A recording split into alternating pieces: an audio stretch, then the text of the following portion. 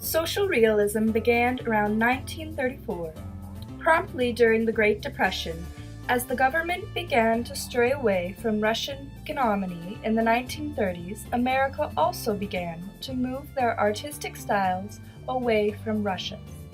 American artists also strayed away from the disliked French work to begin their newer sense of styles. The origin of this movement lie in the Ashtakan school painters who painted the unglamorous realities of the cities. The movement focused on creating an art figuratively and realistically to depict the struggling people in society. All artists involved in this movement focused on the human figure along with the human condition. The artists focused on people who were a lower class because they were the forgotten man and had to work extremely hard to make an earning.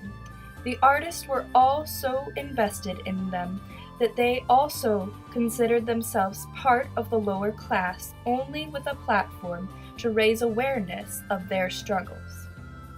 They were all inspired by Mexican murals and their artists, along with the teachings and the other artworks by Diego Rivera, Karl Marx, and Vladimir Lenin. The movement mainly focused on the economic issues, but many artists also prompted political issues too. People also believed that the Depression was the only thing that inspired this movement, but it could have potentially also traced back to the people's social norms and how they participated in society, and what their roles were. With the lingering effects of the Depression, Franklin D. Roosevelt Work Progress Administration gave support to artists and allowed them to paint realistically. At its peak, the Federal Art Project was also able to employ 5,000 modern artists by supporting the arts.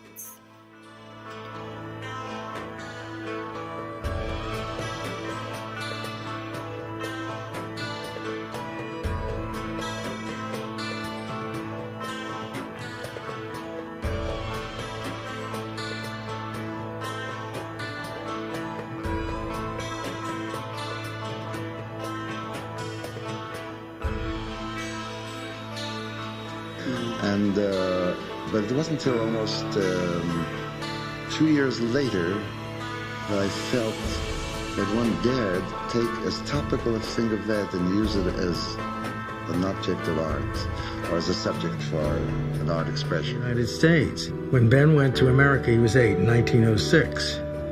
It was a tremendous change, not only a new country, a new language, a new social situation, but a reunion with his father. Can you remember being an immigrant yourself? Oh, vividly. Vividly, yes. Where were you an immigrant from? I was an immigrant from Russia. I landed in Boston, but we were brought down immediately to Manhattan, New York. And there, for the first time in my life, I saw people with gold teeth, and I thought, what a wealthy country. When you talk about war and poverty, it doesn't mean very much. But if you can show to some degree this sort of thing, then you can show a great deal more of how people are living in a very great percentage of our people today. Those are the wise words of one of the best known artists of this movement, Ben Shahan. His life started out pretty rough in Lithuania. When he was a boy, his father was a socialist who openly stood up for social injustice. This led him to be arrested by the Tsar. Because of this, Ben stopped attending church for a period of time due to some of the stories that were told that he didn't fully believe, and because of some of God's actions that he saw injustice, although he was later convinced by his grandmother to go back. Now that his father wasn't at home, Shahan's mother wanted him to forget about his high school career and get a job to support their family. These actions caused the relationship to be strained. Shahan later got a job working for his uncle working with lithography. This helped to pursue his love for art with working with the beautifully delicate and detailed letters of things and understand different techniques. Later on in his life, To broaden his knowledge while continuing to train as an artist, he took 2 very long trips to Europe and North America to study the environment and the arts they had there. Because Ben was a union member, he was committed to telling stories of the people he was alongside. In this photo, Miner's Wife, he depicts 2 women and a child sitting in what appears to be a red brick home. Previously in Illinois, there had been 111 miners killed while working due to unsafe working conditions in the mines.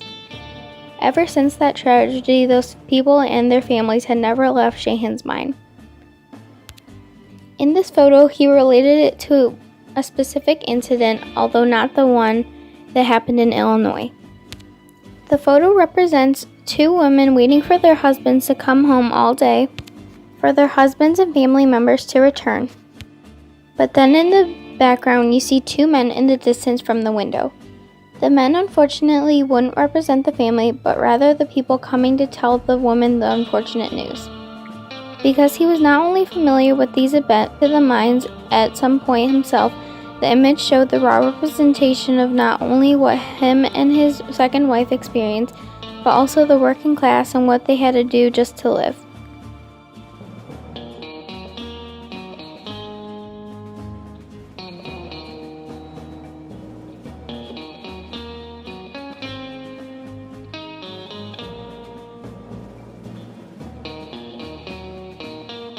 Moving on, we have another one of his works named The Passion of Sacco and Vanzetti.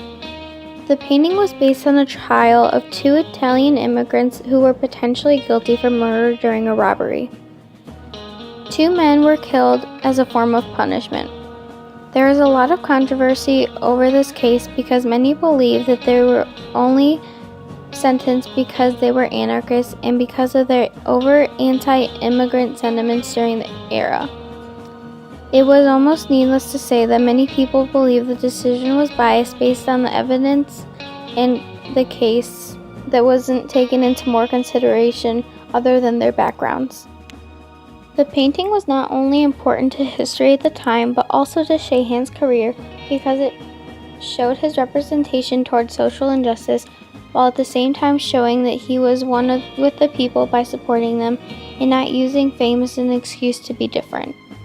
Later in his life, he made illustrations for CBS television, along with going back to his Jewish roots by creating several murals and works for synagogues.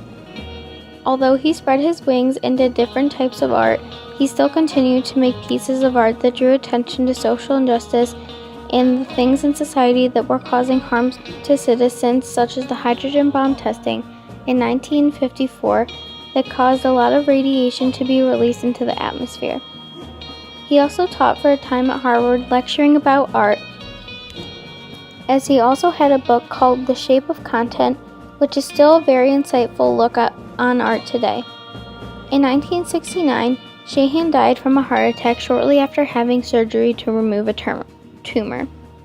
After his death, Shahan's art was still very influential by helping protest anti-war campaigns and also multiple social movements.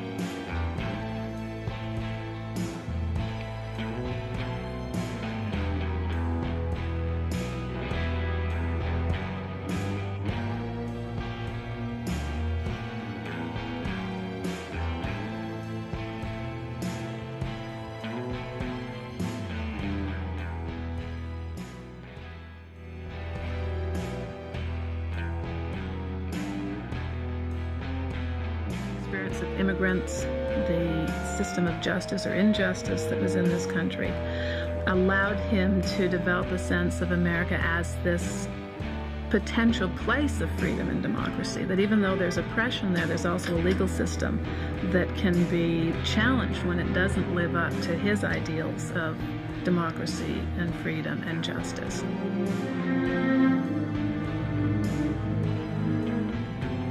He found he wanted to tell stories with his art, first of all, and he also wanted to use art as a social tool. Where I questioned the whole business of what I had learned and whether it has anything to do with me, I, a storyteller, or what have I to do with a lot of Cézanne's principles. He brought up in the classics. I brought up in some little ghetto village in Russia. We had nothing in common, and I sat down and for myself made a kind of a balance sheet. Who am I? What is my background? And what can I do, even if it is a fault? I was told storytelling is not art. But I had to admit that and make the best of it. So he'd already been looking at newspaper photographs for a kind of documentary detail that would give a kind of authenticity to his painting.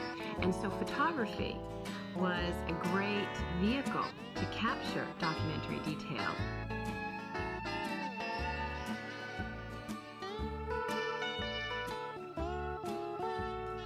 It enabled him to at once see what was going on in the world around him, but also to gather material that would be useful for his art down the road. Then he would have to move to Washington. Ben was hired as a photographer, and he had only dabbled in photography. He'd done some very beautiful photography. The photographic assignments were for the Resettlement Administration, whose job was to inform the public as well as the Congress of the true conditions of the poverty, the desolation of the South during the Depression. Well, I don't know how to drive. And so he asked me whether I would drive for him, and I said I certainly would. And she arrived in Washington, and they went off on a trip through the South, and they were together from then on. We drove west from Washington. We drove into Pennsylvania, and there were 4 young guys walking along, carrying musical instruments. And Ben said to me, "You should stop the car, I want to talk to these guys." And it wound up with these fellows sitting on a leafy bank, and they were playing, American folk songs that Ben had never heard before.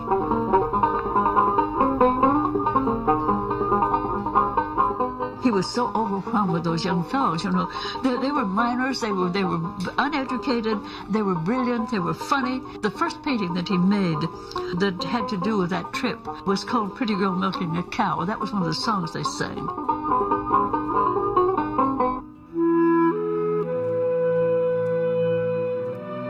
He was warm, he was compassionate, he genuinely liked people, and he sympathized profoundly with their hardships. And he could get people to talk. Ben was a big talker himself, but he was able to make contact with people and get them to open up. These were people who you knew had a great deal of self-respect. In fact, I must say that no matter how poor the people were whom we met in the South, we always encountered that great sense of self-respect, dignity. This brings us to the sense of injustice that runs through a great deal of your art. Well, I have been given all sorts of names and belonging to all sorts of schools. And I think most of them could be cliches, or they become so very quickly. One of them is social realism. Another is protest. I'm sure these are protest art and all of those things. And I, like anyone else, am, I hope, moved by injustice. I can give you an image of a person being in a room with many doors. And when he was younger, each door he opened was a new vista. And now as you get older, you open the door and you say, I've been there. I've been there. It's a little bit disheartening. So that when one has the opportunity to find a new medium, it's an elation, and a revelation. And this has actually been begun, the cartoon as it's called, a huge enlargement. And I'll be working on it now pretty steadily at the stained glass place in Philadelphia in choosing the glass and so on. And I'm just going to keep my fingers crossed. That's all.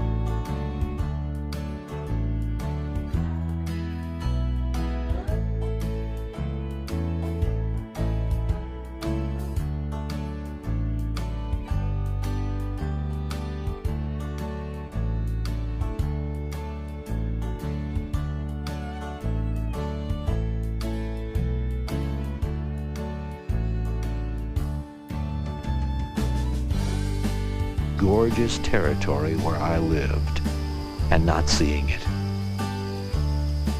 I wanted things that looked French. I'd been told that the Midwest was flat and ugly, and I believed it. Later, after I started painting out of my own experience, my work had an emotional quality that was totally lacking before. America changed a lot from 1880 to 1920. This chart shows all the jobs. The big one to notice is agriculture. In 1880, almost half of all Americans were on the farm. Now let's go to 1920. Agriculture went from 48% to just 25%. In 1880, about 30% of Americans lived in cities. By 1920, it had jumped to more than half. America was split between city and country.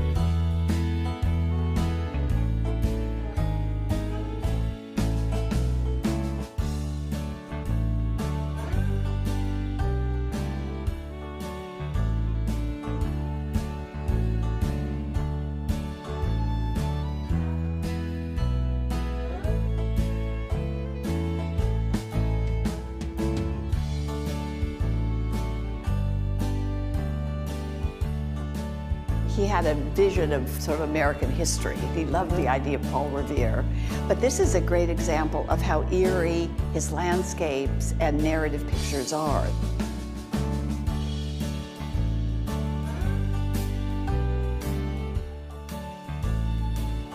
Wood painted Daughters of the Revolution. He said it was his only satire, an American myth blocked by women clinking their teacups.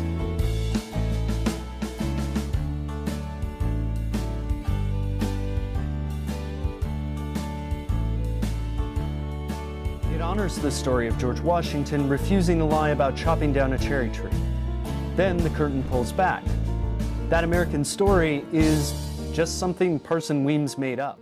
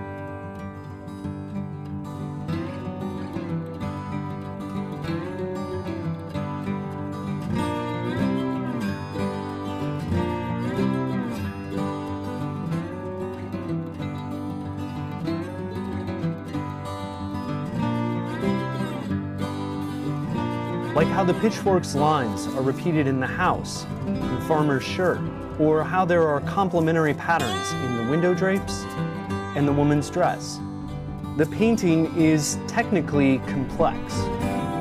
In the 30s, city people started snarking. Main Street was a hit novel that was basically about how small towns stunk. American Gothic was perfectly balanced for this big, nasty fight. Some city people saw the couple as the bourgeoisie. Some country people saw them as authentic Americans.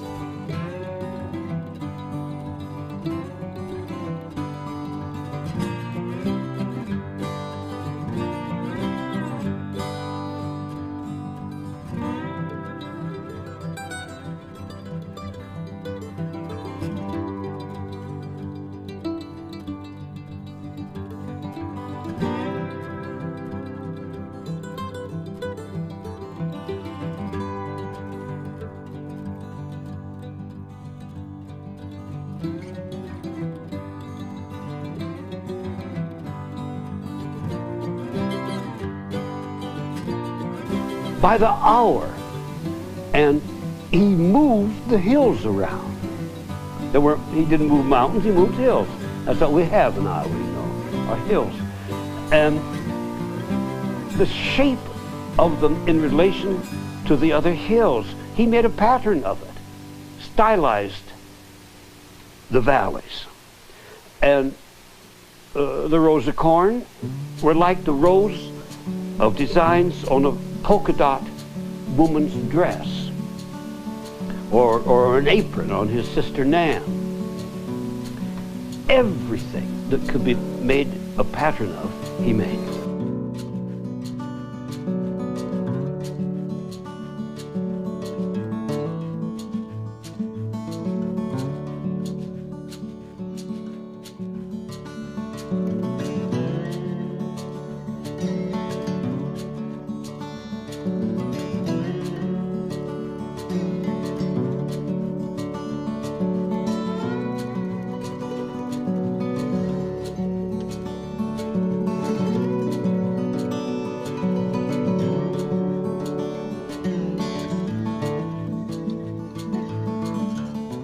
This artist looked at America with a bird's eye view. For more than 70 years, he painted cities and small towns, its farms and backwoods. He painted people as well, from faith healers to lovers, politicians to soda jerks, farmers to movie stars. He wanted to make his art available to the ordinary people. In order to do this, he went up against the whole art world, causing endless controversy.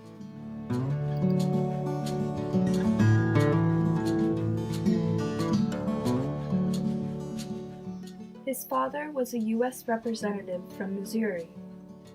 Thomas grew up in upper-class society and in his later years also enjoyed the company of low society. He had a good perspective of both high and low society because he lived in both of them.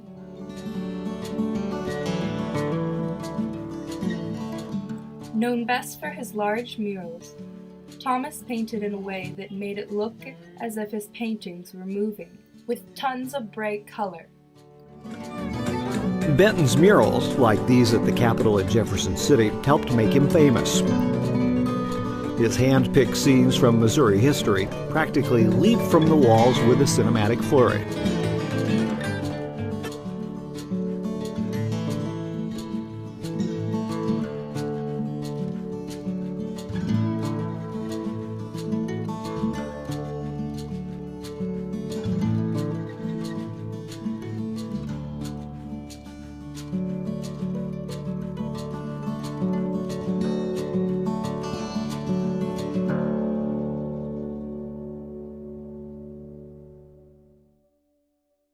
Become important, and the artist calls in live models. He catches tenseness and movement. Shading indicates attention to the third dimension, which is further developed in additional clay models, both of single figures and of groups.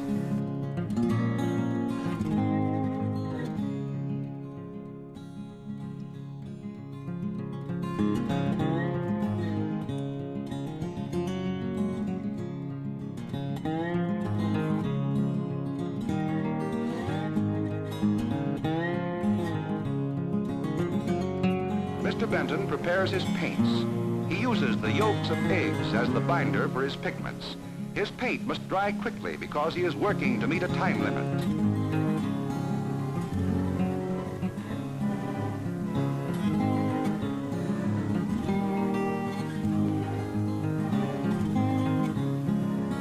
The solvent is made by mixing the yolks with distilled water. Thoroughly blended with the raw pigment, making a quick-drying tempera color.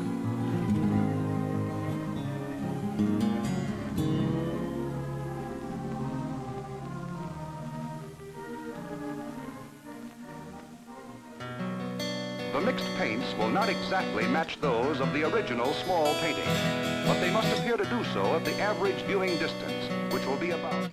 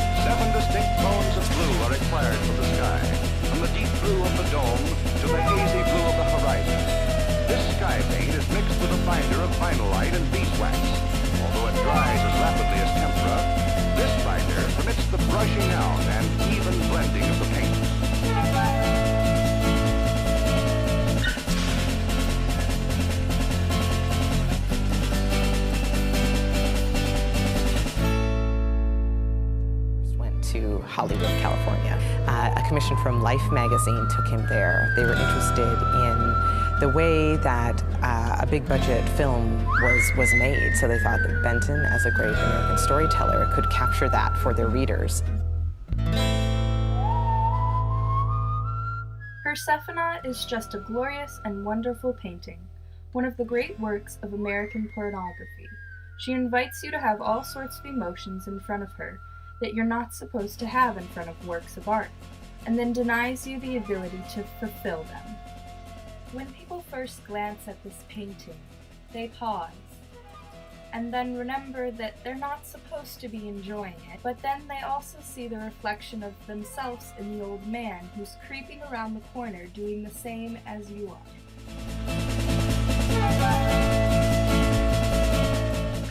Benton thought that modern art appealed to the privileged elite. He wanted art that dealt with the bigger issue of daily life. Earl Bennett, a student of Benton's, said, "He went out and looked at America like nobody did. He knew what America did and what America was because he went out with the people, mixed with the people, slept with the people, ate with the people, drew with the people, and he didn't give a damn about high society." And that irritated a lot of people.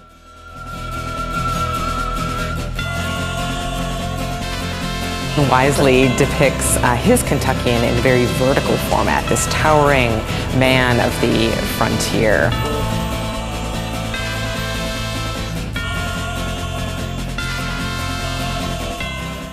Thomas's sister-in-law said that history was not facts to him, but translated into people doing things. History had to be alive, it had to be colorful, it had to be moving, it had to say something.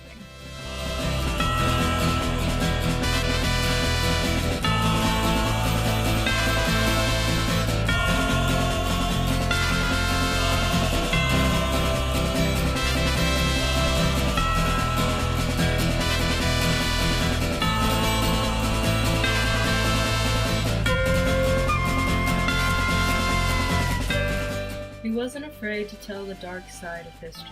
His art hangs in museums, but his friends still celebrate his birthday every year in a Kansas City saloon.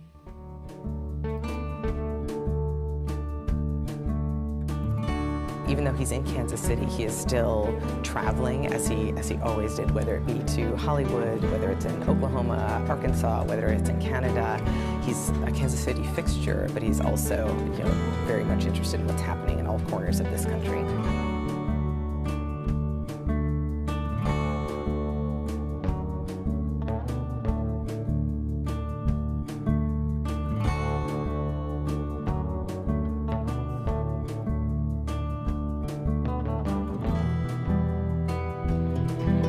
Migration tended to go to the west. They came from Nebraska, they came from South and North Dakota, they came from New Mexico, they came from Texas.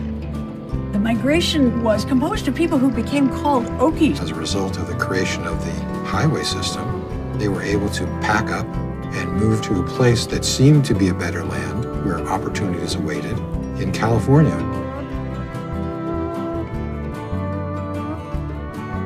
Taylor were in the middle of this influx, putting a face on westward migration.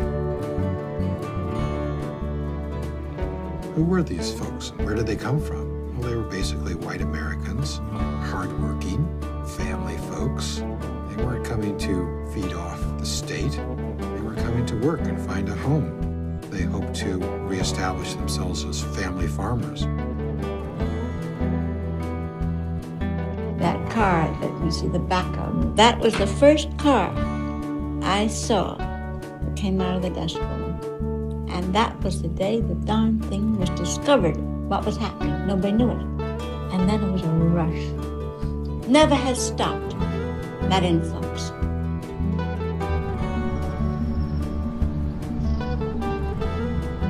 In March 1936, Dorothea Lange was driving through Nipomo, California on her way home after a long day of work for the Resettlement Administration, a New Deal agency created by FDR to relocate struggling families onto land developed by the government.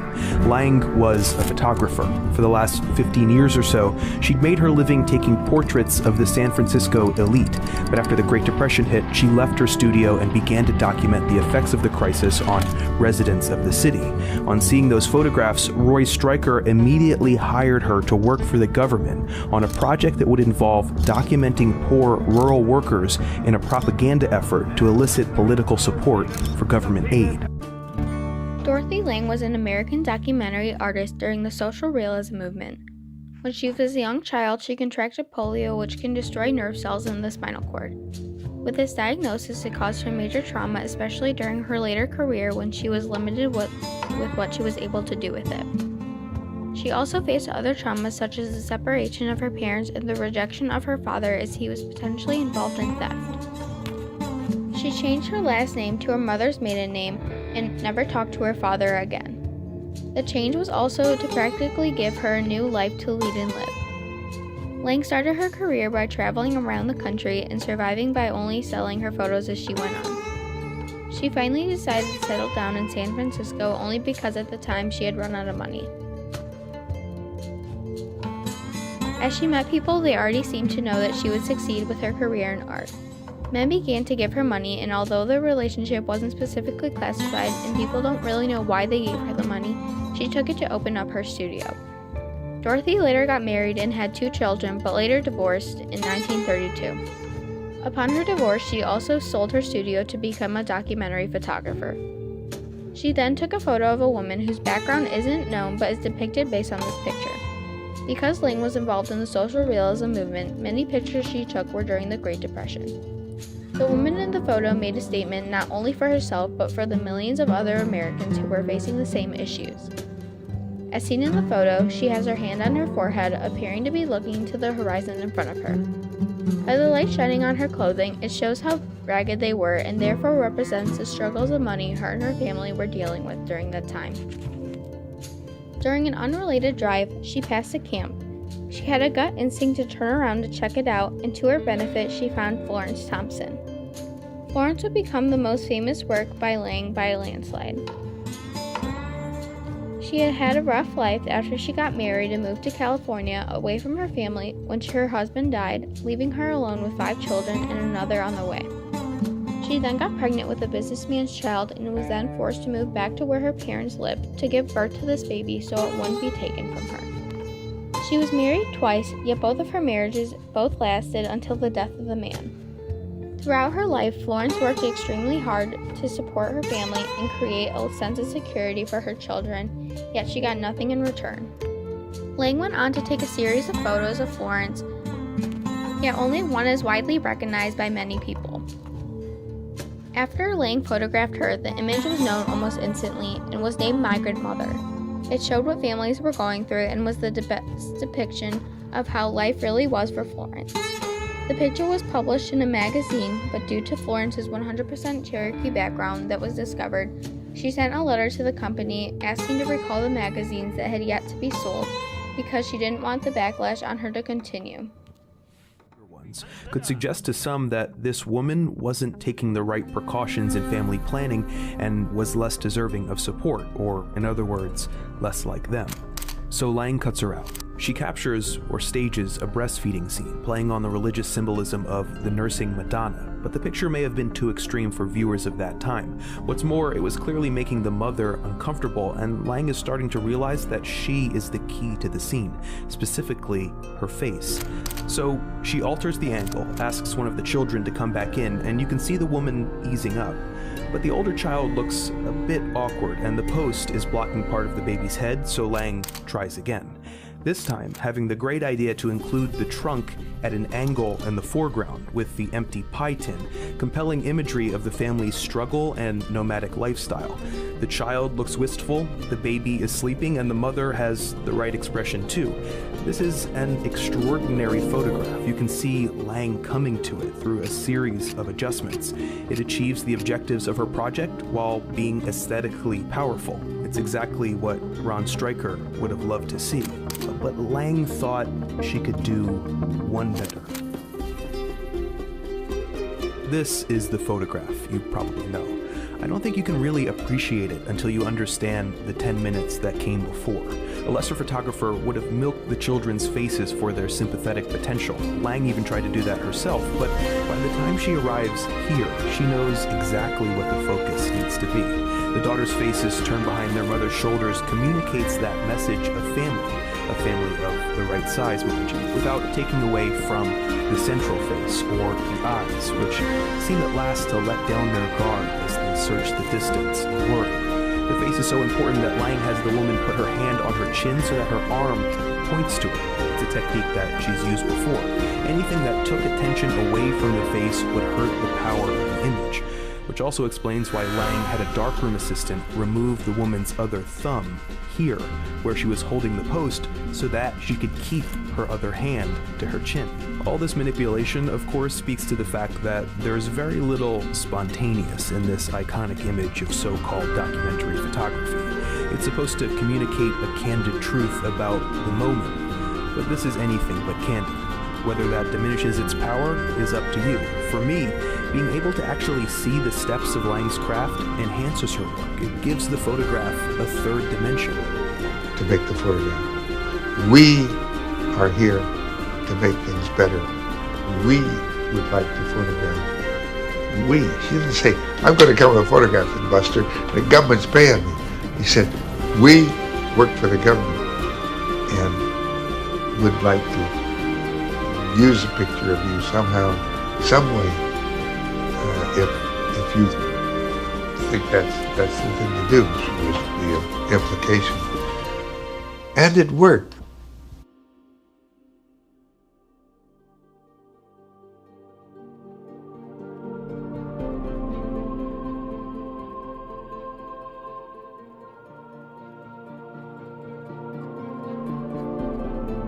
One should use the camera as though tomorrow you'd be stricken blind. To live a visual life is an enormous undertaking, practically unattainable. But when the great photograph is produced, it will be done like new. I have only touched it, just touched it.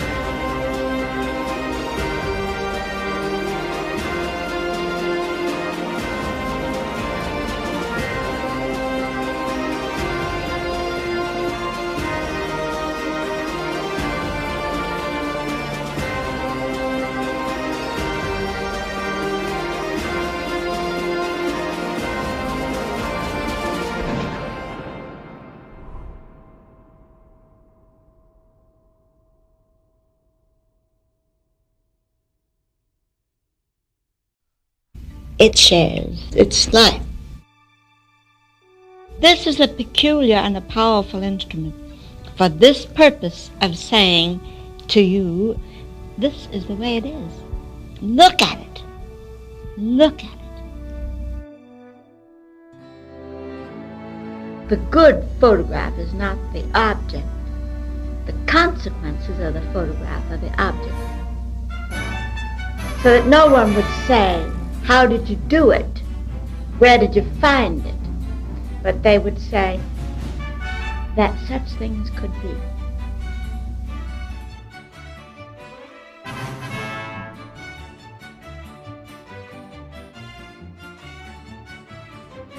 No one was ever given exact directions, go here and do so-and-so. You were turned loose in a region. And the assignment was more like this. See what you can bring home. See what is really there. What does it look like? What does it feel like? What actually is the human condition? As Lang moved on from that very well-known project in 1942, she was asked by the United States Army to document what was later known as the incarcerating of 120,000 Japanese Americans. During this opportunity, she was harassed by many members, especially because of a opposed relationship she had with the major. She also almost got in a large amount of trouble for stealing some of the negatives she took that were supposed to go straight to the army, but they were never able to accuse her due to the lack of evidence and some other reasons not specifically expressed anywhere. Life went on for her as she photographed people and raised awareness to democracy and promoting it. Many people debated her photos for years, and although people had different views on them, they all agreed that for Lang to photograph these only to get people's opinion and backlash was always a hard decision. In 1965, Lang died of esophagus cancer and potentially also from anxiety and denial involving issues with her son. After she died, $200,000 was given to Sonoma County, where she had lived, to help support the farmers she photographed there. The year she died, she stated something that so many people could mean so much to them. A portrait is a lesson on how one human being should approach another. Not only will this quote represent life for centuries to come, but was something that all artists of this time would agree upon, as they themselves had actually done this before.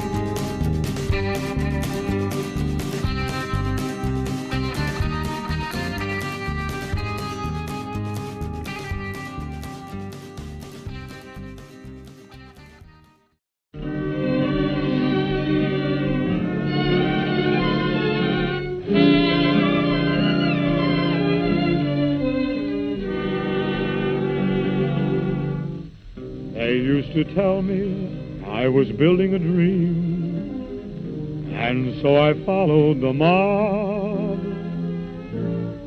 When there was earth to plow or guns to bear, I was always there, right on the job. They used to tell me I was building a dream, with peace and glory ahead. Why should I be standing in line, just waiting for bread? Once I built a railroad, I made it run, made it race against time. Once I built a railroad, now it's done. Brother, can you spare a dime? Once I built a tower up to the sun, brick and rivet and lime. Once I built a tower, now it's done. Brother, can you spare a dime? Once in khaki suits, gee, we look swell, full of that Yankee doodly-dum. 500,000 boots went slogging through hell, and I was the kid with the drum. Say, don't you remember, they called me Al. It was Al all the time.